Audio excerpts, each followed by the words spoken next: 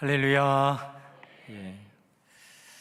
오늘 가정의 달을 맞이하여 세 번째 주일 부부 주일로 지킵니다. 에베소서 5장 말씀에 보면은 가정과 관련된 하나님의 교훈의 말씀이 나와 있습니다. 이걸 가훈표라 이렇게 부르는데요. 부모에게 또 자녀에게 윗 아래 사람과의 관계에 대해서, 그런데 가장 먼저 가정에 대한 교훈을 주시면서 첫 번째로 주신 교훈이 부부에게 주고 있습니다. 그 말은 가정에 있어서 부부 관계가 가장 우선하고, 그 다음에 가정의 행복을 위해서는 이 부부 관계가 가장 중요하기 때문에 그런 것이죠. 오늘 말씀의 제목이 아내가 남편에게입니다. 오늘 저녁 예배 제목이 남편이 아내에게입니다. 그러니까 혹시 우리 아내 되시는 분들은 평소에는 남자를 항상 앞세우더니 뭐 이럴 때 왜 이렇게 아내부터 먼저 나오냐, 이렇게 중요할 때 먼저 남편이 들어야지 뭐 이렇게 생각할 수 있지만은, 오늘 말씀에 보면은 성경이 먼저 아내에게 권면을 하고 있습니다. 당시 시대적인 상황으로 보면은 남성에 비해서 여성은 상당히 인권이나 이런 여러 가지 부분이 약한 시대이잖아요. 그런데 성경은 희한하게 아내에게 먼저 교훈을 하고 있는 것을 보면, 이 가정에 있어서는 이 아내의 역할이 영적으로 훨씬 더 중요하다라는 느낌을 지울 수가 없어요. 그러니까 항상 이 성경에도 보면은 이 순서가 굉장히 중요하잖아요.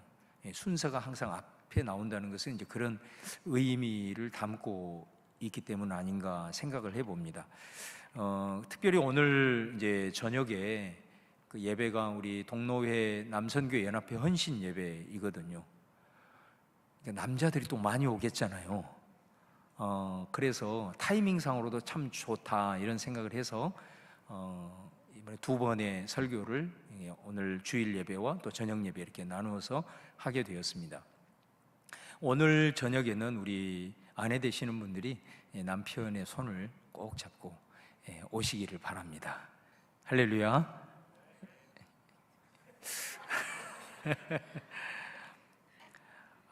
오늘 저녁에 오시면은 남편을 향한 또 하나님의 말씀을 함께 우리가 나누고 말씀의 꼴로 풍성해질 뿐만 아니라, 오늘 오신 분들은 아내들을 위해서 아주 큰 선물을 하나 드릴 겁니다. 기대하셔도 좋습니다. 진짜로. 그래서 오늘 꼭 저녁에도 함께 부부가 참여하실 수 있기를 바랍니다. 한 사람에게 이제 가정을 꾸리게 된다, 결혼을 해서 가정을 이룬다, 그 말은 어떻게 보면 우리 인생에 있어서 후반전을 시작을 하는 것이다, 이렇게 볼 수가 있습니다. 그 이전은 그러면 당연히 전반전이겠죠. 전반전과 후반전은 상당한 차이가 있습니다. 많은 것을 규정할 수 있지만 가장 중요한 것은, 전반전은 내 의지가 별로 반영이 되지를 않습니다. 가장 대표적인 게 뭐냐면, 부모님을 내가 선택을 못한다는 거죠. 내 의지대로 할 수가 없어요. 그냥 태어나고 보니 지금 계신 분이 그냥 내 부모님이 되어 있는 겁니다. 그러다 보니 내 의지의 반영이 잘 안 되기 때문에 전반전은 부모님께 의존하면서 살 수밖에 없습니다. 부모님의 도움을 받아야 되고, 또 부모님의 영향 속에서 부모님을 의지하면서 살아가는 거죠. 근데 후반전은 어떤가? 물론 규정하는 것에 따라서 다를 수 있지만 대체적으로 이제 결혼과 함께 시작을 한다. 에베소서 5장 31절에 보면, 오늘 우리가 봉독한 창세기 2장 24절 말씀을 그대로 인용하고 있는데요, 거기에 보면, 그러므로 사람이 부모를 떠나 그의 아내와 합하여 그 둘이 한 육체가 될지니. 우리가 왜 결혼 생활이 후반전을 시작하는 거냐? 전반전에 내게 절대적인 영향을 끼친 인생의 동반자인 부모를 떠나기 때문에 그렇습니다. 부모를 떠남으로 이제 후반전이 시작이 되는 것이라 이렇게 이제 볼 수 있는데요. 우리가 사실은 인생의 후반전을 열면서 성경은 뭐라고 말씀을 하냐면 바로 그 부모를 떠나는 것이다 이렇게 정확하게 말씀을 하고 계세요. 우리가 이제 결혼에 대해서 지금까지는 좀 유교적인 그런 사상의 기반을 갖고 있었기 때문에 말을 할 때 그런 표현을 하잖아요. 딸이 있는 집은 딸을 떠나보낸다, 아들이 있는 집안은 며느리를 얻는다, 뭐 이런 표현을 많이 했는데 요즘은 이 말이 이제 점점 역전이 되고 있는 그런 추세가 되고 있습니다. 성경적으로 우리가 좀 다시 이 말씀을 이렇게 규정을 해보면 결혼은 딸을 떠나보내는 것이고 아들도 떠나보내는 것입니다. 딸은 사위에게 넘겨주는 것이고 아들은 며느리에게 넘겨주는 것입니다. 이것이 성경적인 의미입니다. 사실 이렇게 고부간의 갈등이 참 심했잖아요. 지금도 그거를 다 극복하기란 힘든 일인데 왜 이런 갈등이 심화되는가? 결혼 후에도 자꾸 부모들이 자녀들의 삶의 결정권을 행사하려고 하기 때문에 문제가 발생을 하는 것이에요. 근데 이게 부모만이 아니고 자녀들에게도 문제가 많습니다. 자녀들이 결혼 후에도 매사에 부모를 의존하려고 한다라는 거죠. 사실은 부모를 떠난다, 이 무슨 의미겠습니까? 사실은 모든 영역에서 이제 부모를 떠나 독립된 하나의 가정으로 책임감을 가지고 살아야 되는 거죠. 그 중에는 중요한 게 뭐가 있겠습니까? 정서적인 독립도 필요합니다. 여전히 어떤 부모와 함께 지냈을 때 그 부모와의 관계 속에서 가지고 있었던 정서를 유지하게 되면 서로가 그 정서가 맞지 않음으로 인해서 굉장히 갈등의 요소가 될 수도 있는 거고, 그 다음에 경제적으로도 분명한 독립을 해야 됩니다. 부모에게 의존하려고 해서는 안 되는 거예요. 후반전이 시작, 떠나야 돼요. 철저한 독립을 통해서 이제 책임을 가지고 이제 살아가는 거죠. 모든 영역이 다 마찬가지입니다. 그래서 성경은 결혼을 통해서 후반전을 시작하며 부모를 떠나는 것으로부터 시작한다 이렇게 이제 말씀을 하고 있습니다. 도리어 사실은 이제 결혼 후에는 어떻게 보면 이제 자녀가 부모를 섬겨야 합니다. 우리가 부모를 공경하라라고 하는 말이 있잖아요. 근데 그 공경이라는 헬라어가 티마오라는 헬라어인데 이 뜻의 원뜻이 뭐냐면 보상하다 그런 뜻입니다. 그러니까 부모를 공경한다라는 것은 지금까지 이제 우리를 위해서 헌신하고 우리를 위해서 희생하신 그 부모님을 마음으로 공경할 뿐만 아니라 실제적으로 봉양할 수 있어야 된다. 부모님의 입장에서 보면 공경이라는 말 속에는 어떻게 보면 자녀들로부터 이제까지 섬기고 또 희생하고 하는 것에 대한 일종의 보상의 의미가 있다라는 걸 보게 돼요. 마가복음 7장에 보면은 예수님이 굉장히 화를 내시면서 책망하는 장면이 하나 나옵니다. 그게 뭐냐면 자녀들이 마땅히 부모에게 공경하고 봉양을 해야 되는데 이 책임을 피하기 위해서 신앙을 이용하는 이런 일들이 발생을 하게 돼요. 그게 뭐냐, 고르반입니다. 고르반이 하나님께 드린다 그런 뜻이잖아요. 그러니까 마땅히 자녀가 그 부모에 대한 이런 공경과 봉양이 이루어져야 되는데 이 책임을 지기가 싫어서 이 책임을 회피하기 위해서 고르반, 이거 하나님께 드린 거예요. 마땅히 부모님한테 드려야 되는데 이거 하나님께 드리기로 구별됐어요. 그렇게 신앙적으로 둘러대면서 부모님에게 마땅히 해야 될 봉양을 하지 않는 이런 위선적 행동에 대해서 예수님이 엄청난 분노를 가지고 책망하고 있는 것을 이제 보게 됩니다. 어찌하든 결혼한 후에는 이제 우리들의 삶이 가정에 대한 책임과 또 부모님에 대한 이런 공경이 이제 있어야 되는 건데 여전히 결혼을 했음에도 불구하고 부모에게 의존하는 그런 삶을 산다면 계속해서 그 가정은 뒤틀리게 될 수밖에 없는 거죠. 부모는 계속해서 부부의 삶에 간섭을 할 것이고, 또 자녀는 결혼 후에도 독립이 안 됨으로 말미암아서 가정 안에 여러 가지 문제가 발생을 하는 것이다. 그래서 우리 하나님께서는 인간을 창조하시고 또 섭리로서 우리들의 삶을 이렇게 인도하시는 그 과정 속에서 그 결혼을 통해서 자녀들을 이제 독립시키고 그 부모를 떠나게 하는 그 이전에 우리 부모들로 하여금 겪게 하는 한 가지가 있습니다. 그게 뭐냐면 사춘기입니다. 사춘기는 한마디로 규정하면 그 반항이잖아요. 반항. 이 반항이 가지고 있는 의미가 뭡니까? 이 교육학자들이 뭐라고 표현을 하죠? 이거는 엄마 아빠 나는 이제 내 홀로 독립하고 싶어요 라고 하는 몸부림이 사춘기라는 거죠.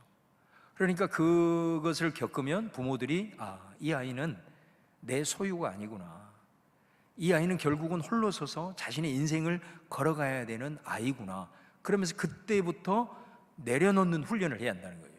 떠나보내는 훈련을 그 순간부터 부모는 해야 된다는 거예요. 그런데 그렇게 생각하지 아니하고 내가 너를 어떻게 키웠는데 네가 나에게 이렇게 버릇없이 행동하냐, 이렇게 생각을 하게 되면 부모는 그것 때문에 상처만 받게 됩니다. 아무리 부모가 노력해도 사춘기의 반항은 없어지지 않습니다. 그러니까 그 과정을 통해서 하나님께서 이제 결혼을 통해서 궁극적으로 떠나보내야 되는데 바로 이 사춘기를 통해서 우리로 하여금 훈련하게 하시는구나, 이렇게 받아들이면서 자녀를 바라보는 그런 마음들을 가져야 된다라는 것이죠. 그래서 이 성경적인 가치관을 가지고 결혼이라고 하는 것은 부모를 떠남으로 이루어지는구나 라는 이제 생각을 하게 되면, 결혼한 후에도 사실은 자녀들의 입장에서는 부모님들이 인생의 멘토이기 때문에 그 후에도 사실은 어떤 중요한 문제라든가 그런 일들이 있으면 부모님에게 상의를 하는 건 너무 당연하죠. 자, 그랬을 때 이런 가치관을 가지고 있는 부모들은 말이 좀 달라질 수 있습니다. 아들이 아버지에게 혹은 어머니에게 어떤 문제를 가지고 상의를 했을 때 부모는 이렇게 얘기할 수 있겠죠. 내 의견을 참고해서 네 처와 상의해서 잘 결정해라. 아마 이렇게 얘기를 할 겁니다. 또 딸이 어떤 문제를 가지고 부모님에게 상의를 하게 될 때 부모님은 그렇게 얘기를 하겠죠. 내 의견을 참고만 하되 네 남편의 결정대로 잘 따르도록 해라. 아마 이렇게 격려할 것입니다. 너 내 말대로 해. 이렇게 안 한다는 거죠. 여러분, 그러므로 사람이 부모를 떠나 결혼을 통해서 이제 인생의 후반전이 펼쳐지게 되는데 그 부부 생활을 통해서 우리가 행복해야 됩니다. 그것을 위해서 성경은 가장 첫 번째 핵심으로 부모를 떠나는 것이다, 이렇게 말씀을 해요. 그 다음에 두 번째는 부모를 떠나는 그럼 어떻게 해야 되느냐? 그의 아내와 합하여 그 둘이 한 육체가 될지니, 이렇게 말씀합니다. 부모를 떠났으면 이제 그 부부가 하나가 되어야 된다는 거죠. 우리가 부부의 날이 5월 21일, 5월은 가정의 달이고 20일은 둘이 하나, 그런 의미로 이제 부부의 날을 정하게 되었는데, 오늘 봉독한 말씀을 보시면 부부 관계를 설명을 할 때 예수 그리스도와 교회와의 관계를 통해서 설명을 하고 있어요. 오늘 에베소서 5장 32절에 보면 이런 말씀이 있습니다. 이 비밀이 크도다. 나는 그리스도와 교회에 대하여 말하노라.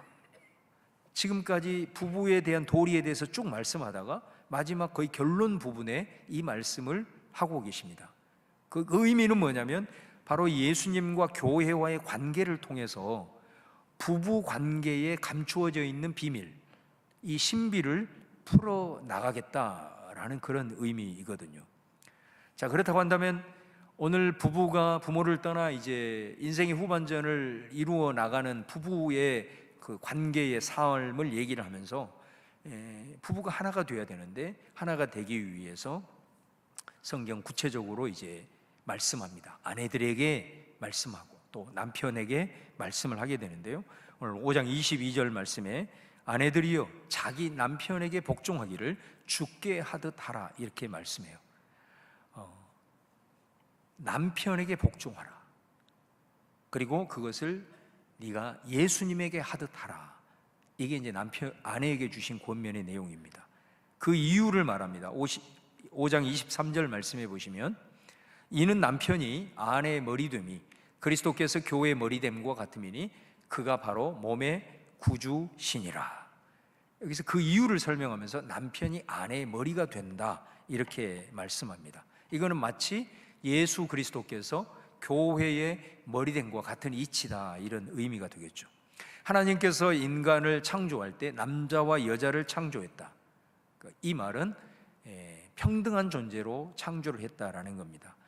그러나 하나님께서는 가정을 세우면서 그 질서를 만드셨는데 그 질서는 남편이 아내의 머리가 된다라고 하는 질서입니다. 이 머리가 의미하는 바는 무엇이냐면 권위를 가리키는 것입니다. 우리가 모든 조직에도 보면 머리가 있잖아요. 그 머리를 수장이라고 부르죠. 수장, 머리 숫자를 써서. 그 수장의 역할이 뭐냐면 그 조직의 어떤 모든 일을 최종적으로 결정하는 그런 권한을 갖습니다. 어떤 조직 안에도 그 조직을 발생하기 위해서 많은 논의가 있겠죠. 또 그것을 위한 토론도 할 것이고, 그런 모든 그 과정을 거쳐서 이제 의견을 수렴하고 논의를 하면서 이제 그 수장이 어떤 사안에 대한 최종 결정을 내리게 되면 그 조직의 사람들은 그것을 다 수긍을 하고 따르게 됩니다. 왜냐하면 그 수장에게는 그런 권위가 부여되어 있기 때문에 그런 것입니다. 이게 머리의 의미다라는 것입니다. 그러니까 부부가 하나 되기 위해서 아내가 해야 될 역할이 있고 남편이 해야 될 역할이 있습니다. 여러 가지로 우리가 말씀드릴 수 있지만 사실은 성경은 매우 단순하고 매우 명료하게 말씀하고 있다는 거죠.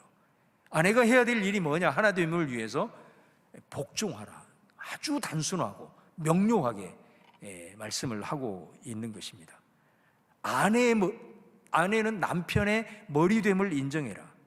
남편의 그 존재로서의 권위를 존중해라. 그런 말씀이 되는 것입니다. 그러면 어떻게 복종을 해야 되냐? 아까 말씀드린 대로 22절을 보면 주님께 복종하듯 자기 남편에게 복종해라 이렇게 이제 말씀을 하고 계십니다. 아내와 남편과의 관계를 예수님과 교회와의 관계, 같은 원리이기 때문에 설명을 하고 있죠. 우리가 예수님을 이제 믿게 되죠. 그러면 그 예수님을 믿음으로 살아가는 삶을 신앙생활이라고 합니다. 예수님을 믿는다는 것이 뭘까요? 우리 다른 표현으로 예수님을 영접한다 그런 말을 합니다. 그러니까 예수님을 영접을 한다라는 것은 뭐를 의미하냐면 내 인생의 주인이 바뀌는 겁니다. 이게 신앙입니다. 그 이전까지는 내가 내 인생의 주인이었습니다. 세상의 가치와는 근본적으로 다른 것입니다. 내 인생의 주인은 나였고 내 마음의 중심에 내가 항상 왕으로 좌정하고 있었습니다. 근데 신앙을 갖는다, 예수님을 믿는다라는 것은 그 순간부터 이제 내 주인이 내가 아니라 예수님이다라고 고백하는 것이 바로 신앙이다라는 것이죠. 그러니까 예수님을 우리가 주님이라고 고백을 하잖아요. 그러니까 주님이라는 말씀 속에는 내 인생의 주인이다 그런 말이에요. 이게 헬라어로 퀴리오스, 당시에 로마 황제를 가리켜서 퀴리오스라고 그랬어요.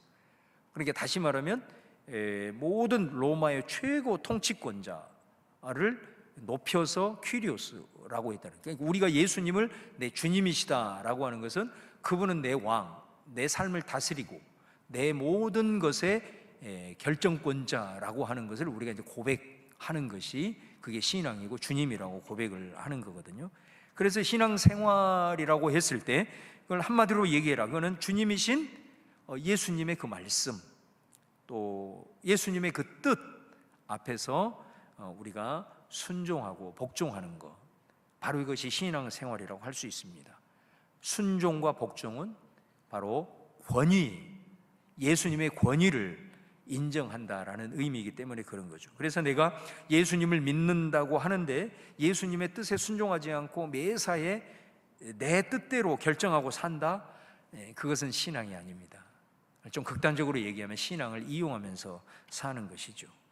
그래서 사실 우리가 예수님을 영접하고 예수님을 믿는다, 이거는 그때부터의 내 삶의 목표, 그 다음에 내 삶의 궁극적 방향성은 뭐냐면, 처음부터 완벽하게 그렇게 되지는 않겠지만 그때부터 내 삶의 방향과 목표는 하나님의 뜻을 알고, 그 다음에 그 하나님의 뜻 앞에서 내 뜻을 내려놓고 그분의 뜻에 순종하는 것, 바로 이것이 신앙 생활이고, 예수님을 영접한 사람들은 그런 방향성을 가지고 한 걸음 한 걸음 걸어가야 된다라는 것을 말씀해요. 그런데 그 예수님과 교회와의 관계를 가정 안에서의 남편과 아내와의 관계로 설명을 하고 있다라는 것에 우리가 주목해야 된다는 거예요. 그래서 아내는 남편에게 복종해라, 남편의 그 권위를 인정해라, 남편의 머리됨을 인정하고 남편을 존중하라. 이것이 부부 관계에 있어서 핵심으로 말씀하고 있는 것을 보게 돼요. 이 말씀과 관련하여 베드로전서 3장에 보면 이 부부에 대한 권면의 말씀이 한 가지가 나오게 되는데요.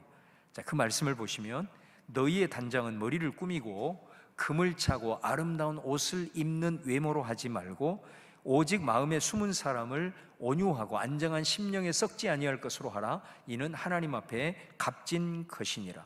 전에 하나님께 소망을 두었던 거룩한 부녀들도 이와 같이 자기 남편에게 순종함으로 자기를 단장하였나니, 사라가 아브라함을 주라칭하여 순종한 것 같이 너희는 선을 행하고 아무 두려운 일에도 놀라지 아니하면 그의 딸이 된 것이니라. 이런 말씀이 있어요. 이게 가정 안에서 아내에게 주신 말씀이거든요. 그러니까 아내로 하여금 단장해라, 이렇게 말해요. 여인들이 화장하고 또 단장함으로써 사람들에게 아름답게 보이게 하는 것은 여성들에게 있어서는 아주 본능과도 같은 그런 것이죠. 근데 성경은 뭐라고 얘기를 하냐면, 아름답게 꾸미는 최고의 의상, 나를 아름답게 하는 최고의 화장품이 뭐냐? 사실 우리가 화장품은 한 번 바르고 그 효력이 한 번이잖아요. 집에 오면 다 벗겨내야 되지 않습니까? 옷도 마찬가지입니다. 아무리 좋은 옷, 멋진 옷을 사도 그 옷을 몇 번 입다가 쇼핑을 하면서 다른 옷을 보면 그 효력이 별로 오래 가지를 않습니다. 정말로 단장하는, 우리 아름다움을 지속적으로 효력시킬 수 있는 최고의 단장품이 뭐냐? 4절에 보면 아까 이런 말씀을 했잖아요. 오직 마음에 숨은 사람을, 이렇게 표현해요. 마음에 숨은 사람, 이 표현이 뭘까요? 이게 바로 속 사람을 가리키는 거예요. 내면을 상징하는 표현입니다. 그러니까 내면을 단장하라는 거예요. 이게 예수님을 믿는 아내들에게 주신 권면입니다. 내면을 단장하는 것이 여인을 아름답게 하고 그 아름다움의 효력이 계속해서 이어지게 하는 최고의 화장품이고 의복이다라고 말씀을 하고 있는 거예요. 그러면 내면을 단장한다는 것이 부부 관계 속에서 어떤 의미이냐? 5절에 분명하게 얘기를 합니다. 이와 같이 자기 남편에게 순종함으로 자기를 단장하는 것이다, 이렇게 말씀하고 있는 걸 보게 됩니다. 순종이라는 거죠. 그래서 그 6절 말씀에 보면 창세기 예를 들잖아요. 거기 보면 아브라함과 아내 사라가 나오는데, 사라가 남편 아브라함을 뭘로 불렀냐면 주님이다, 이렇게 불렀다는 거예요. 당신은 내 인생의 주인입니다, 주님입니다. 남편을 가리켜서 그렇게 불렀다라고 하는 것은 그만큼 사라는 남편을 존중하고 그 권위 자체를 인정하면서 순종하는 삶을 살았다라는 것이거든요. 그렇기 때문에 여러분들이 이 아브라함과 사라의 기록이 있는 창세기를 읽어보시면 사라에 대한 표현 중에 독특한 부분이 뭐냐면, 나이가 들어도 사라는 아름다웠다, 이런 표현이 반복이 됩니다. 나이가 들어도 사라는 아름다웠다. 그 말은 무슨 말일까요? 바로 남편에 대한 존중, 순종, 남편을 주님이라고 할 정도의 그런 마음을 품고 있었던 사라는 끊임없이 아브라함으로부터 사랑을 받았기에 그런 남편뿐만 아니라 모든 사람에게 나이가 들어도 아름다움을 유지하고 아름다운 존재로 그렇게 인정을 받았다라는 의미거든요. 그러면서 베드로전서 3장 6절 마지막 부분에 보면 너희들도 남편을 주인으로 모시고 순종하면 뭐라고 얘기합니까? 사라의 딸이 된 것이다, 이렇게 권면하고 있는 것을 보게 됩니다. 여러분, 남편은 아내의 존중과 순종을 먹고 살고 아내는 남편의 사랑을 먹고 산다고 합니다. 이 성경적인 질서를 유지함으로 우리 가정들 가운데 부부들이 행복하시고 인생의 후반전 성공할 수 있기를 주님의 이름으로 축원합니다. 창세기 3장 16절 말씀을 보시면 같이 한번 봉독할까요? 시작. 또 여자에게 이르시되 내가 내게 임신하는 고통을 크게 더하리니 내가 수고하고 자식을 낳을 것이며 너는 남편을 원하고 남편은 너를 다스릴 것이니라 하시고, 여기 보면 너는 남편을 원하고 라는 표현이 나오잖아요. 이 말씀이 어떤 의미냐면 이 말씀을 공동 번역에는 이렇게 번역을 하고 있습니다. 남편을 마음대로 주무르고 싶겠지만, 이렇게 번역을 하고 있어요. 그 다음에 표준 세번역에 보면 너는 남편을 원한다라는 표현이 어떻게 번역이 되어 있냐면 네가 남편을 지배하려고 해도, 이렇게 번역이 되어 있습니다. 이 말씀은 인간이 하나님 앞에 죄를 지어서 타락하고 나서 하나님이 이제 형벌로서 주신 말씀이거든요. 아담에게 주신 말씀이 있고, 그런데 이 봉독한 16절 말씀은 아내인 하와에게 형벌로서 사실 주신 말씀입니다. 그런데 이 말씀 속에 하나님이 뭐라고 말씀을 하시냐면 너는 남편을 지배하고 싶겠잖아, 남편을 네 마음대로 주무르고 싶겠지만, 이런 표현을 하고 있다는 거예요. 근데 여러분, 이게 어떤 현상이냐? 이게 타락하고 나서 형벌로 준 말씀이기 때문에 여러분, 이게 타락의 징후라는 거예요. 어떻게 된다는 겁니까? 아내가 남편을 주무르려고 한다, 남편을 지배하려고 한다, 이거는 타락의 표징이다, 징후다. 그런데 어떻게 된다는 거냐? 절대로 그렇게는 안 된다는 거예요. 너는 그것을 원하지만 그렇게 안 된다, 오히려 남편이 너를 다스리게 될 거다, 이렇게 말하고 있다는 겁니다.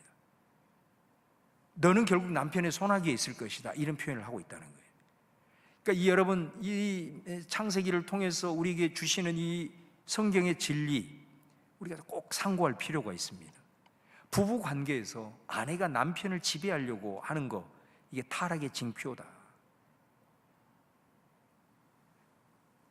성경은 우리에게 이렇게 얘기하죠. 우리가 예수님을 믿으면 구원을 받았다. 그 구원이 뭐예요? 죄로부터의 자유잖아요. 예수님이 이 땅에 오셔서 십자가를 지심으로써 구원을 여셨는데, 그 구원은 죄의 문제를 해결한 거였거든. 그 죄의 문제가 극복이 되었다라는 것을 의미하는 것 아니겠습니까? 그러니까 여러분, 저와 여러분이 예수님을 믿고 구원을 받았다. 구원을 받은 사람이 부부 관계 속에서 여전히 남편을 다스리려고 하고 남편을 주물럭거리려고 한다, 남편의 권위를 인정하지 않고 존중하지 않는다, 그것이 내 삶의 습성으로 굳어져 있다. 그 어떻게 되는 거예요 도대체? 이 죄악의 부분을 예수님을 믿음으로써 예수님이 이미 이루신 죄악으로부터의 자유가, 이 타락의 징후가 극복이 되었다라고 성경은 선포하고 우리가 예수님을 믿는다라고 한다면 그거를 우리가 믿음으로 받아들이는 건데, 우리는 여전히 타락의 징후를 극복하지 못한대. 부부관계 속에서도, 가장 기본적인 관계 속에서도 이 타락의 징후를 극복하지 못하고 여전히 남편을 무시하고 주무르려고 하고 다스리려고 한다. 어떻게 되는 겁니까 이게? 구원을 받은 거예요? 심각하게 질문을 던져야 된다는 거죠. 네가 아무리 남편을 이기려고 해도 안 된다라는 거예요. 그렇기 때문에 자꾸 이 일로 인해서 갈등이 일어나게 되고 불화가 일어나게 될 수밖에 없다는 거예요. 구원받은 하나님의 사람은 예수님께서 이루신 이 타락의 징후를 극복할 길이 열렸기 때문에 우리가 구원받은 하나님의 사람들은 이 죄로부터의 자유함으로써 가장 기본적인 관계인 부부관계 속에서 아내 도리는 남편에게 순종하고 그 남편을 있는 그대로 존중해주고 그 권위를 인정해야 바로 하나님께서 우리에게 부부관계를 통해서 주신 하나님의 나라를 경험하고 누리게 된다라는 거죠. 여러분, 사도 바울을 통해서 우리가 구원을 받고 이 땅을 살아가면서 하나님의 나라를 누린다는 것에 대해서 성령 안에서 의와 평강과 희락이라 그랬잖아요. 우리가 이 땅을 살아가면서 구원을 받은 사람은 모든 관계 속에서 부부관계든 가족이든 이웃이든 피조물과의 관계 속에서든 바른 관계를 통해서 우리 안에 평강을 맛보고 기쁨을 누리는 것이 이 땅 가운데서 구원받은 자들이 하나님 나라를 누리는 거잖아요. 그런데 구원받은 자들이 가장 기본적인 관계 속에서 이것이 뒤틀리게 되었을 때 그의 삶은 평강과 희락이 아니라 불평과 원망과 두려움과 좌절을 겪을 수밖에 없어요. 하나님께서 이미 말씀을 통해서 그 모든 것을 누릴 수 있는 것들을 말씀을 통해서 우리에게 다 허락하셨는데 우리가 믿음으로써 그 사실을 여전히 깨닫지 못하고 그 말씀과 동떨어진 삶을 살게 되면 그리스도인이라 할지라도 우리는 죄악에 얽매여서 누려야 될 것을 마땅히 누리지 못하는 고통 중에 살아갈 수밖에 없다라는 것입니다. 그러므로 여러분, 오늘 이 주신 말씀을 통해서 무엇보다도 우리 모두가 마찬가지지만 오늘은 아내에게 주신 권면이기 때문에 우리 아내 되시는 분들이 이 예수님을 통해서 이미 극복된 이 타락의 징후를 여러분 꼭 극복할 수 있기를 주님의 이름으로 축원합니다. 할렐루야. 마지막으로 에베소서 5장 24절에 보면요, 그러므로 교회가 그리스도에게 하듯 아내들도 범사에 자기 남편에게 복종할지니라. 여기에서 남편에게 순종하고 복종하는 삶을 범사에라고 말을 합니다. 그러니까 이 말은 내가 무언가를 남편과의 관계 속에서 얻어내기 위해서 순종하고 복종하는 것을 그냥 몇 번 흉내내는 것이 아니라 범사에라는 것은 아내는 마땅히 이 순종하는 것이 성품으로 자리를 잡아야 된다라는 이제 말씀이 되는 거죠. 그러니까 그리스도인 아내는 말씀을 깨닫고 또 부부 관계를 이어나갈 때에 반드시 기억해야 되는 것은 이 순종의 성품이 내 성품으로 자리를 잡아야 되는구나, 이걸 기억하고 끊임없이 우리가 훈련하고 연단이 되어져야 된다라는 것을 말씀을 하는 겁니다.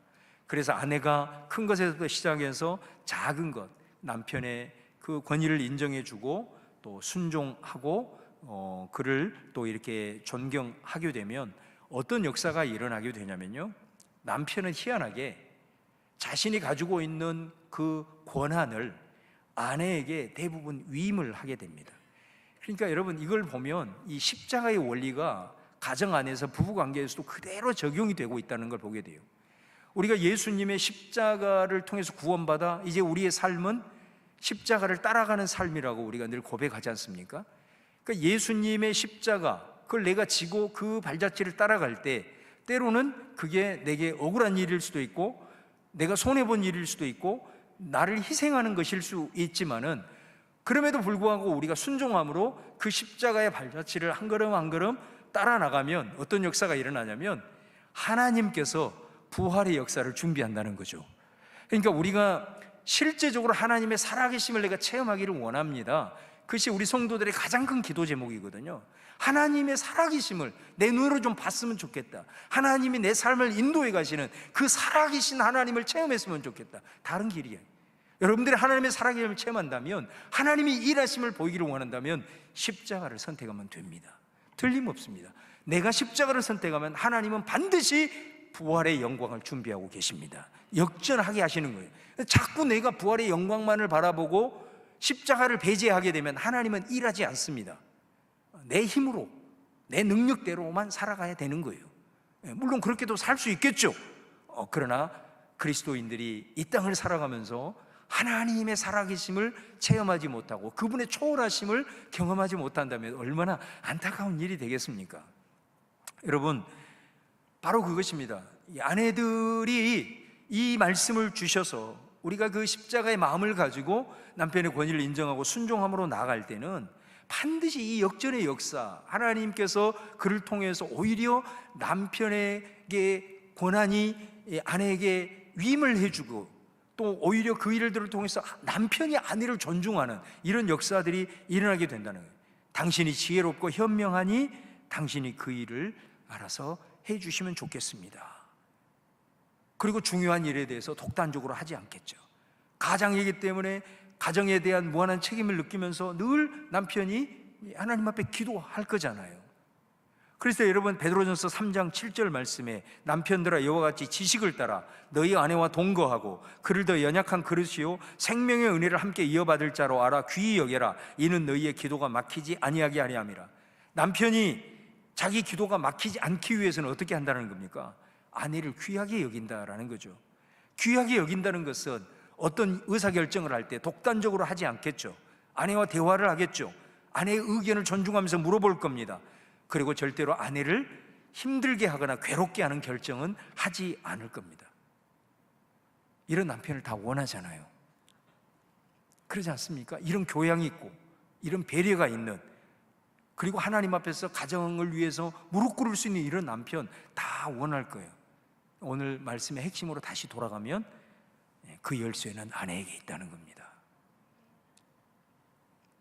타락의 징후에 시달리지 말고, 죄로부터 구원을 얻었음에도 불구하고 여전히 남편을 쥐려고 하고 남편을 무시하고 지배하려고 하지 말고, 십자가에서 이미 해결된 그 타락의 징후를 극복하고 남편을 존재에 있는 대로 인정해주고 존중을 하며 나아갈 때 여러분의 삶에 부활의 역사를 우리 주님이 반드시 허락하시고, 그것으로 인해서 세상에 어떤 것도 채울 수 없는 남편의 사랑으로만이 내 공허함을 채울 수 있는 것이 꽉꽉 채워져서 여러분들을 통해서 행복한 가정, 그리고 성공적인 인생의 후반전이 될 줄로 믿습니다.